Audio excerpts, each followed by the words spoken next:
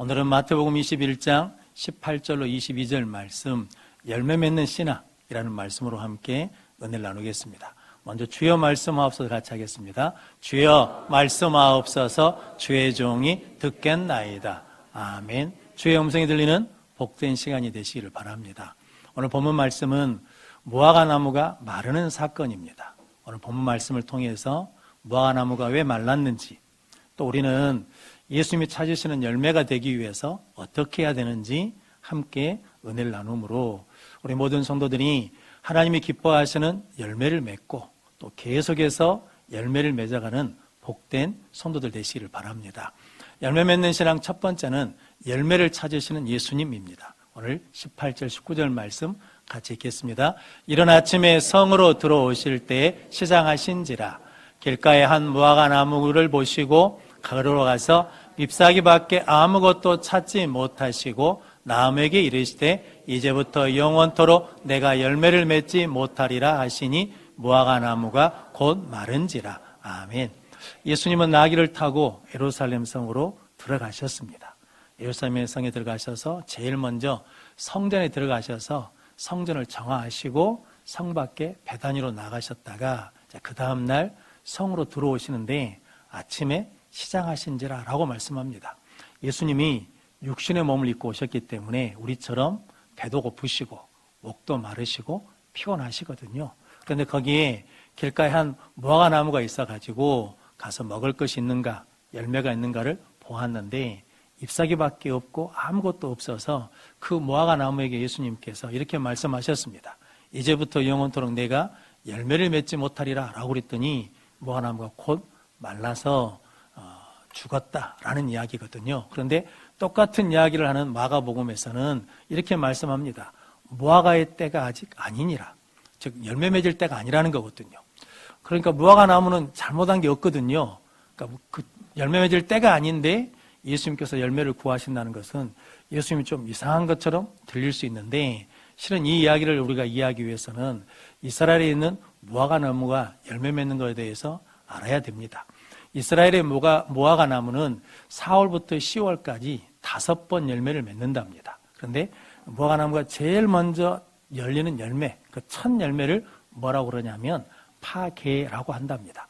이 파게라는 것은 제일 먼저 열리는 열매인데 상품성이 없습니다. 크기도 적고 당도도 떨어지고, 그래서 그 나무를 가난한 사람들이 따먹게 그냥 놔둔다는 거죠. 왜냐하면 바람에 떨어지거나 다른 사람이 따서 먹어야, 그것이 떨어져야 그 다음에 좋은 열매가 계속해서 두 번째, 세 번째, 네 번째 이렇게 열린답니다. 그 무화과 나무를 뭐라고 하냐, 열매를 뭐라고 하냐면 테에나라고 부른답니다. 그러니까 지금 예수님께서 찾으시는 열매는 좋은 열매가 아니라 처음 열리는 파게라는 열매인데 그 열매가 열리지 않았다는 거죠. 그런데 파게라는 열매, 첫 열매가 열리지 않으면 그 다음 열매가 열리지 않는다는 거거든요. 그래서 예수님께서 내가 영원토록 열매를 맺지 못하리라 라고 말씀하셨습니다. 성도 여러분, 무화과 나무에게 가셔서 예수님이 좋은 열매를 구하신 것이 아니라 첫 열매, 파게를 구하셨다는 거죠. 그런 것처럼 우리에게 찾아오셔서도 좋은 열매, 큰 열매, 유대한 열매, 거창한 일을 하는 것을 원하신 게 아니라는 거죠. 우리에게 원하신 것이 일상의 삶 가운데에서 우리가 맺는 기도의 열매, 섬김의 열매, 감사의 열매를 원하신다라는 의미입니다.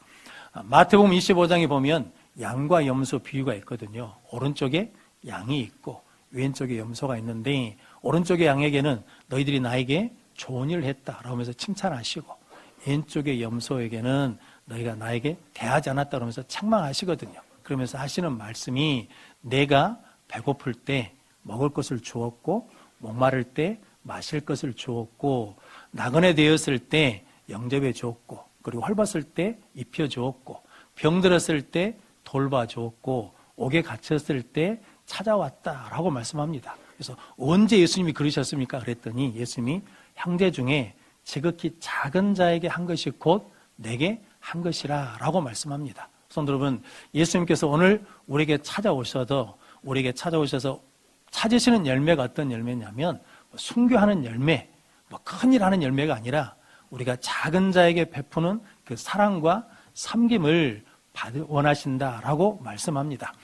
어떤 집사님 부부가 추어탕집에 이른 저녁을 먹으러 일찍 갔답니다.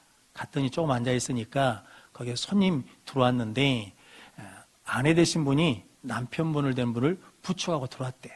남편 되신 분이 좀 병세가 있는 모양이었답니다. 조금 있으니까 군인 두 사람이 들어왔답니다. 그런데 그 병세가 있는 분 옆자리에 앉아서 이런저런 이야기를 하다가 그 남편분하고 이야기를 하더래요. 그러면서 남편이 나도 그 부대에서 젊었을 때 근무하다가 전역했다고 이런저런 이야기를 하더니 군인 한 사람이 그랬답니다. 아저씨, 제가 기도해드려도 될까요? 라고 했다는 거죠. 그래서 기도를 해드렸답니다. 병이 낫도록 기도했다는 거거든요. 그랬더니 기도가 끝나니까 그 아내 되는 분이 고맙다고 감사하다고 위로가 된다라고 했다는 거죠. 그러자 그 군인이 그랬답니다. 내가 해줄 수 있는 것은 기도뿐입니다 라고 했다는 거거든요. 성도 여러분, 저 여러분들이 누군가를 위해서 기도하는 것이 뭐냐면 예수님 앞에 첫 열매가 맺어지고 그 열매를 맺으면 계속해서 또 열매를 맺는 은혜를 누리게 될 줄로 믿습니다. 고등학교에 분식집을 하시는 집사님들이 계셨답니다. 그런데 그 분식집 이름이 뭐냐면 보리떡과 물고기, 그러니까 오병이의 기적을 의미하는 이름으로 보리떡과 물고기라고 졌다는 거죠. 고등학생들이 아침에 밥을 먹고 학교 가니까 이른 아침에 주먹밥을 팔았답니다. 그래서 학생들이 그 가게를 뭐라고 불렀냐면 보문이라고 불렀답니다. 이름을 줄여서 보문이라고. 그런데 그 가게가 불이 났어요. 다 타버렸답니다. 그랬더니 그 학교 학생들이 모금을 했습니다. 우리의 보물을 지켜야 된다. 우리의 보물을 다시 일으켜 세워야 된다. 그래가지고 모금을 해가지고 45만 원을 전해줬답니다.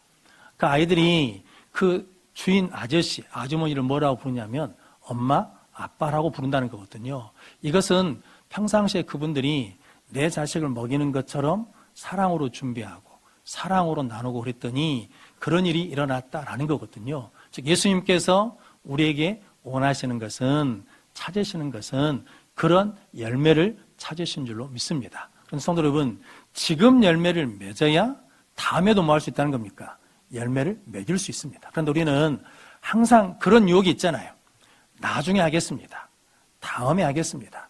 형편이 좋아지면 그때 하겠다라는 거거든요. 그런데 고린도후서 6장 1절로 2절 말씀 같이 읽겠습니다. 우리가 하나님과 함께 일하는 자로서 너희를 권하노니 하나님의 은혜를 헛되이 받지 말라. 이르시되 내가 은혜 베풀 때 너에게 듣고 구원의 날에 너를 도왔다 하셨으니 보라 지금은 은혜 받을 만한 때요 보라 지금은 구원의 날이로다. 아멘.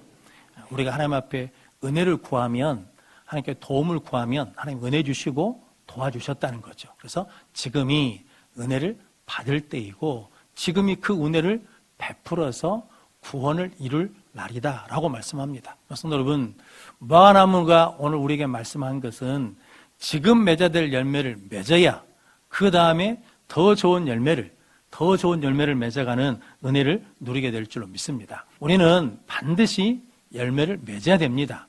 왜냐하면 예수님이 무엇을 찾으시니까?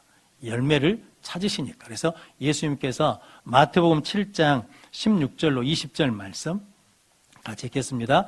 그들의 열매로 그들을 알지니 가시나무에서 포도를 또는 엉겅퀴에서 무화과를 따겠느냐.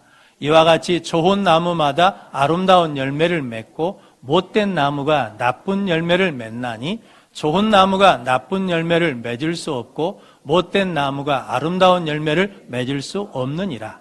아름다운 열매를 맺지 아니하는 나무마다 찍혀 불에 던져지느니라. 이러므로 그들의 열매로 그들을 알리라. 아멘.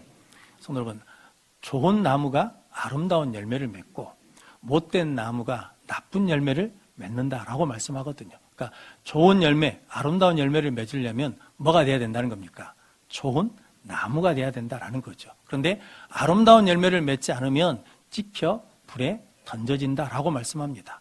그 열매로 누구를 알아요? 그 사람이 어떤 사람인지를 안다는 거죠. 근데 문제는 이거죠. 성도 여러분, 저와 여러분들은 좋은 나무가 아니라는 거죠.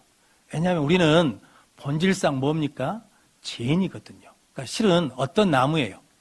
못된 나무예요. 그러니까 좋은 열매를 맺을 수가 없죠. 그런데 하나님의 은혜로 예수님을 믿고 구원받아 제사함을 받았습니다. 그래서 우리는 이제 뭐가 됐다는 겁니까? 좋은 나무가 되었으니까 당연히 뭘 맺어야 돼요? 아름다운 열매를 맺어야 된다는 거죠. 그런데 아름다운 열매를 맺지 못하면 찍혀 불에 던져진다라고 말씀합니다. 그런데 예수님께서 우리가 좋은 나무를, 좋은 열매를 계속해서 맺을 수 있는 방법을 말씀해 주셨거든요. 요한복음 15장 5절 6절 말씀 같이 읽겠습니다. 나는 포도나무요 너희는 가지라. 그가 내 안에 내가 그 안에 거하면 사람이 열매를 많이 맺나니 나를 떠나서는 너희가 아무것도 할 수 없음이라. 사람이 내 안에 거하지 아니하면 가지처럼 밖에 버려져 마르나니 사람들이 그것을 모아다가 불에 던져 사르느니라. 아멘. 좋은 나무가 되는 방법이 있죠. 누구에게 붙어 있으면 돼요? 예수님께 붙어 있으면 돼요. 어떤 일이 있어도 끝까지 우리가 예수님께 붙어 있으면 좋은 나무가 되어서 아름다운 열매를 맺는 복된 삶을 살게 될 줄로 믿습니다. 포도주 중에는 프랑스산 포도주가 가장 좋은 포도주로 유명하다고 합니다. 그런데 프랑스 한 마을은 좋은 포도주를 얻기 위해서 포도나무를 좋은 땅에다 심는 것이 아니라 척박한 땅에다 심는답니다. 실은 포도나무 좋은 포도를 따려면 좋은 땅에다 심어야 되잖아요. 그런데 좋은 땅에다 심으면 포도나무가 뿌리를 깊게 내리지 않는데요. 그냥 작게 내린다는 거죠. 그래서 땅속 깊이 있는 영양분을 먹는 게 아니라 땅 위에 있는 것들을 먹다 보니까 오염된 것들이 있대요. 좋은 땅에다 보니까 크기는 크대요. 보기도 좋고. 그런데 포도주 질이 그렇게 좋지 않답니다. 근데 척박한 땅에다가 포도나무를 심으면 포도나무가 살려고 뿌리를 깊게 내린다는 거죠. 그러다 보면 좋은 영양분을 받아서 크기는 적은데 포도주의 질은 좋다라고 하거든요. 그런 것처럼 우리는 하나님 앞에 기도할 때 무엇을 바꿔달라고 그럽니까? 환경을 바꿔주십시오. 조건을 바꿔주십시오. 문제를 해결해 주십시오 라고 그러는데 그것보다 먼저 우리가 기도해야 될 것이 있는데 끝까지 예수님께 뿌리를 내리게 해 주십시오. 예수님께 붙어 있게 해 주십시오. 그러면 어떤 상황에서도 좋은 나무가 되어서 아름다운 열매를 맺는 능력의 삶을 살게 될 줄로 믿습니다. 예수님은 우리에게 열매를 찾으십니다. 그러면 성도 여러분, 예수님께 붙어서 좋은 나무가 되어서 우리의 삶의 자리에서 지금 맺어야 될 열매들을 맺어감으로 점점 더 좋은 열매를 맺어가는 우리 모든 성도들 되시기를 바랍니다. 열매 맺는 신앙 두 번째는 믿음으로 열매를 맺으라입니다. 21절 22절 말씀 같이 읽겠습니다. 예수께서 대답하여 이르시되 내가 진실로 너희에게 이르노니 만일 너희가 믿음이 있고 의심하지 아니하면 이 무화과 나무에게 된 이런 일만 할 뿐 아니라 이 산더러 들려 바다에 던져지라 하여도 될 것이요. 너희가 기도할 때 무엇이든지 믿고 구하는 것은 다 받으리라 하시니라. 아멘. 제자들이 무화과 나무가 곧 마른 것을 보고 이상히 여겼습니다. 그래서 제자들이 예수님께 물었거든요. 어찌하여 이 무화과 나무가 곧 말랐습니까? 실은 나무를 잘라내면, 나무를 뽑아내면 바로 마르지는 않죠. 상당히 시간이 오래 걸립니다. 그런데 예수님의 말씀이 떨어지자마자 무화과 나무가 마르니까 제자들이 어떻게 된 일인지 물었거든요. 그때 예수님께서 21절 말씀에 너희가 믿음이 있고 의심하지 아니하면 이 무화과 나무에게 된 일만 할 뿐 아니라 이 산더러 들려 바다에 던져지라 해도 될 것이다 라고 말씀합니다. 이 산들이 들려 바다에 던져진다는 말은 유대인들이 간용구로 쓰는 표현이랍니다. 즉 불가능을 가능케 하는 일을 이룰 수 있다라는 의미로 사용한다라고 하거든요. 그래서 여러분 뭐가 있으면 된다는 겁니까? 믿음이 있으면 된다는 거죠. 그런데 성경에서는 믿음을 어떻게 얻을 수 있습니까? 로마서 10장 17절 말씀에 그러므로 믿음은 들음에서 나며 그리스도의 말씀을 들음으로 말미암느니라 라고 말씀합니다. 그래서 무엇을 들어야 돼요? 하나님의 말씀을 들어야 돼요. 말씀을 듣고 들을 때 믿음이 생기고 믿음이 자라고 믿음이 커지는 은혜를 누리게 될 줄로 믿습니다. 그래서 예수님께서 마태복음 13장에 씨 뿌리는 비유를 통해서 4가지 밭 이야기를 하시거든요. 길가에 길가밭이 있고 돌짝밭이 있고 가시덤불밭이 있고 좋은 땅이 있는데 이것은 무엇을 상징하냐면 우리의 마음밭을 상징하지요. 길가에 떨어졌다는 것은 말씀을 안 들어요. 말씀이 뿌려졌는데 말씀을 들이지 않으니까 새가 와서, 악한 자가 와서 뭐합니까? 빼앗아 가버려요. 돌밭에 떨어졌다는 것은 말씀을 들었는데 뿌리를 내리지 않아요. 그래서 고난이나 어려움이 있으면 결실하지 못한다라는 것이고, 가시덤불에 뿌려졌다는 것은 재리의 유혹, 즉 염려와 욕심 때문에 말씀의 기운이 막혀가지고 결실치 못하는 거죠. 좋은 땅에 뿌려졌다는 것은 말씀을 듣고 깨달아 어떤 사람은 100배, 어떤 사람은 60배, 어떤 사람은 30배로 결실한다라고 말씀합니다. 그러면 성도 여러분, 저 여러분들은 말씀을 들을 때 아멘으로 받는 우리 모든 성도들 되시기를 바랍니다. 그러면 하나님께서 주시는 믿음 가운데 흔들리지 않는 능력의 삶을 살게 될 줄로 믿습니다.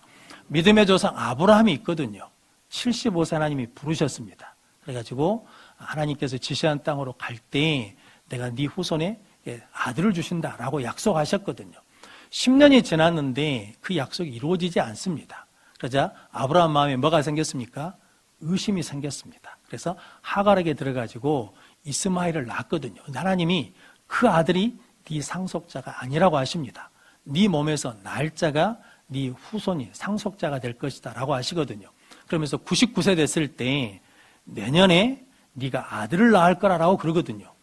100살인데 아들을 낳는다는 말을 아브라함이 믿었을까요? 안 믿었을까요? 믿었습니다.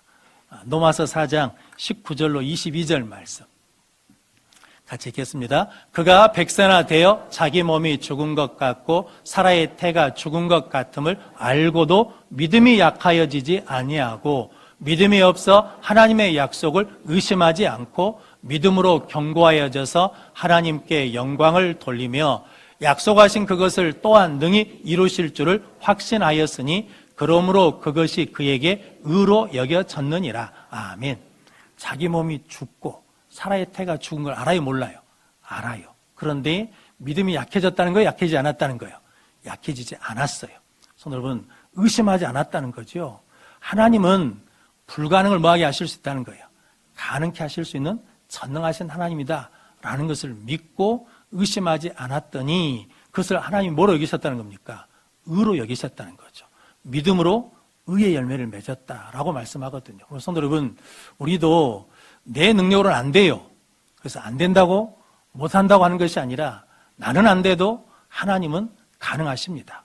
하나님은 전능하십니다라고 고백하고 선포함으로 끝까지 믿음을 붙드는 성도들 되시기를 바랍니다. 그래서 오늘 예수님께서 믿고 뭐하지 않으면, 의심하지 않으면, 그러니까 믿음에 가장 큰 적이 있는데 그게 뭐냐면 의심하는 것이다 라는 거거든요. 성도 여러분, 의심이 들 때마다 우리가 해야 될 일이 있죠.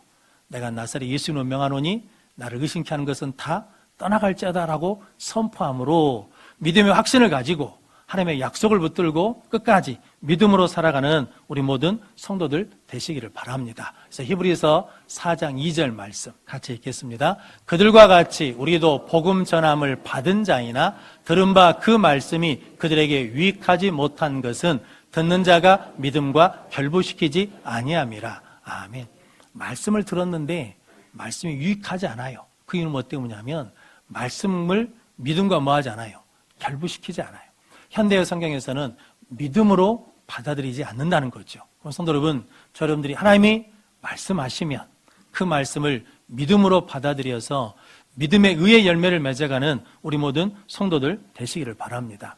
또한 오늘 22절 말씀에 너희가 기도할 때 무엇이든지 믿고 구하는 것은 다 받으리라 라고 말씀합니다. 기도할 때도 뭐가 있어야 된다는 거예요? 믿음이 있어야 돼요. 믿고 구하는 것은 다 받으라 할 때 믿고 구하는 것이 어떤 의미냐면 기도를 했어요. 믿음으로 기도했어. 근데 응답이 안 되네요. 믿음으로 기도했어요. 그런데 아무 일도 일어나지 않네요. 믿음으로 기도했는데 환경이 바뀌지가 않네요. 그런데 그때 낙심하고 절망하고 포기한 것이 아니라 믿음으로 구하면 이 말은 뭐냐면 또 구하고 또 구하고 또 구하면 하나님께서 이루어 주신다는 거죠. 성경에 히스기야 왕이 있거든요. 의사가 진단해서 사형 선고를 내린 게 아니라 하나님이 집을 정리하라는 거죠. 너는 죽는다고. 누가 선고했냐면 하나님이 선고했거든요. 그런데 히스기야 그때 어떻게 했습니까? 얼굴을 벽으로 향하고 눈물로 기도했거든요. 얼굴을 벽으로 향했다는 것은 누구만 바라보겠다는 겁니까? 하나님만 바라보겠다는 거예요. 내 환경, 내가 할 수 있냐 못하냐 그걸 보는 게 아니라 하나님께 집중하고 하나님 앞에 기도했더니 하나님께서 그 기도를 들으셨어요. 그래서 이사야를 보내가지고 산다고 해라. 15년 더 생명이 연장된다라고 하라라고 말씀하거든요.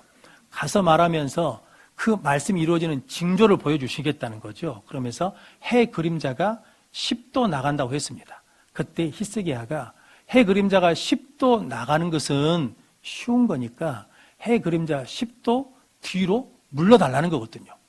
태양이 돌고 있는데 태양을 뭐 시켜달라는 겁니까? 빠꾸 시켜달라는 거예요. 그런데 히스기야 믿음은 어떤 믿음입니까? 하나님은 해 그림자도 뒤로 마실 수 있는 분이세요. 물리실 수 있는 분이시니까 내 병을 마을 수 있다는 겁니까? 고치실 수 있는 하나님이라고 믿는 믿음으로 기도했더니 하나님께서 응답해 주신 줄로 믿습니다. 성도 여러분, 우리가 기도해도 응답이 더딜 때가 있거든요. 그때 포기하지 말고 믿고 구하고 믿고 구함으로 응답받는 우리 모든 성도들 되시기를 바랍니다. 그럼 성도 여러분, 저 여러분들이 하나님 앞에 믿고 구하면 지금은 안 되는 것 같아도 계속 구하다 보면 하나님께서 반드시 열매 맺게 해주실 줄로 믿습니다. 그래서 에레미야 17장 5절로 8절 말씀 같이 읽겠습니다. 여호와께서 이와 같이 말씀하시니라. 무릇 사람을 믿으며 육신으로 그의 힘을 삼고 마음이 여호와에게서 떠난 그 사람은 저주를 받을 것이라. 그는 사막의 떨기나무 같아서 좋은 일이 오는 것을 보지 못하고 광야 간조한 곳 건건한 땅 사람이 살지 않는 땅에 살리라. 그러나 무릇 여호와를 의지하며 여호와를 의뢰하는 그 사람은 복을 받을 것이라. 그는 물가에 심어진 나무가 그 뿌리를 강변에 뻗치고 더위가 올지라도 두려워하지 아니하며 그 입이 청청하며 가무는 해에도 걱정이 없고 결실이 그치지 아니함 같으리라. 아멘. 사람을 신뢰하고 육신의 힘을 의지하고 그리고 마음이 하나님께서 떠난 사람은 저주를 받을 거라는 거죠. 그래서 좋은 일이 오는 것을 뭐예요? 보지 못해요. 한 번 열매는 맺을 수 있어요. 그런데 그 다음에 열매는 뭐 한다는 겁니까? 열매 맺지 못한다라는 거죠. 그런데 하나님을 의뢰하고 하나님을 의지하는 사람은 그 사람은 복이 있다라는 거죠. 그 뿌리를 강변에 뻗친 것 같아서 더위가 와도 뭐하지 않아요? 두려워하지 않아요. 가뭄이 와도 걱정이 없어요. 그래서 결실이 뭐하지 않는다는 겁니까?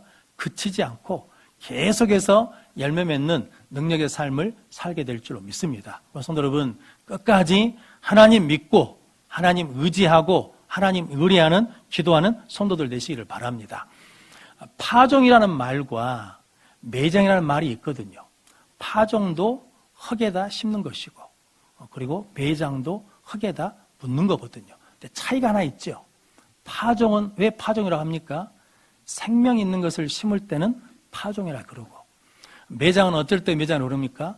죽은 것을 묻을 때는 매장이라 그러거든요. 그런데 성도 여러분, 우리 안에 생명이 있습니까? 없습니까? 우리는 없어요. 누구에게 생명이 있냐면 오직 예수 그리스도만이 우리의 생명이신 줄로 믿습니다. 그럼 성도 여러분, 내 안에 무엇을 심으면? 예수를 심으면 우리는 생명 있는 열매를 맺어갈 줄로 믿습니다. 그럼 성도 여러분, 여러분들이 이제 예수 믿고 예수 그리스도가 내 안에 살아계심으로 생명 있는 자가 되었거든요. 그러므로 지금 우리가 열매 맺기 위해서 심고 심으면 열매 맺는 역사가 일어날 줄로 믿습니다. 우리 모든 성도들이 예수 그리스도와 함께 십자가에 내가 죽고 내 안에 예수가 삶으로 말미암아 좋은 나무가 되어가지고 좋은 열매를 계속해서 맺어가는 우리 모든 성도들이 되시기를 주님의 이름으로 축원합니다.